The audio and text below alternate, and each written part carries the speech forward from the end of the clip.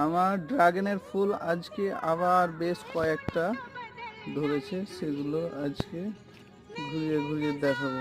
কি সুন্দর দেখতে, বেশ কয়েকটা ড্রাগন পেকেও আছে।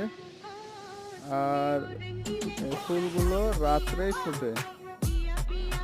এই যে এগুলো আগের পেকে আছে এবং এগুলোতে ফুল কেউ পাকছে, কেউ পেকে গেছে এবং নতুন আবার ফুল ফুটেছে। এগুলো কুড়ি, কয়েকদিনের মধ্যে এগুলো ফুটে যাবে।